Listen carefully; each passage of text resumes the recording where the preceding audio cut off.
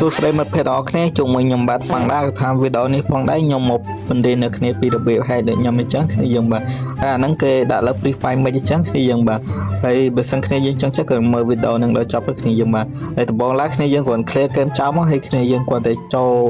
កម្មវិធីច្រងវាយដូចខ្ញុំទៅគ្នាយើងហើយយក alert ទៅហើយយើងចុចចូលកម្មវិធីរបស់វាទៅគ្នាយើងបាទហើយពេលដល់កន្លែងនេះយើងអស់មកក្រោមមកហើយចុចពាក្យ download មកគ្នាយើងបាទហើយបន្ទាប់ download ទៅយើងយកទី2រួចគ្នាយើងគ្រាន់តែចុច download មួយទៀតទៅហើយគ្នាយើងណាគ្រាន់តែចាំតិចទៀតវា load ឲ្យយើងទាញយកហើយទៅហ្នឹងយើងចូលកន្លែង trade 3យើងយកពាក្យទាញយកមកគ្នាយើងហើយកន្លែងនេះយើងចាំវាពេញគ្នាយើងបន្ទាប់វាពេញរួចហើយគ្នាយើងចុចទៅឡើងវាហើយអូគ្នាយើងវា update ហើយគ្នាយើងគ្រាន់តែចុច update វាគ្នាយើងចុចដូចខ្ញុំមិញគ្នាយើងបាទយើងគ្រាន់តែចុច download ទៅវា load មកគ្នាយើងវាឲ្យយើងណា update ឲ្យគ្នាយើងហើយទៅនេះយើងគ្រាន់ចាំវាពេញទៀតគ្នាយើងមកហើយពេលពេញនេះគ្នាយើងគ្រាន់ចូល game Free Fire ទៅគ្នាយើងគ្រាន់តែទៅនឹងគ្នាយើងចុចអាកន្លែងរូបមកហ្នឹងគ្នាយើងមក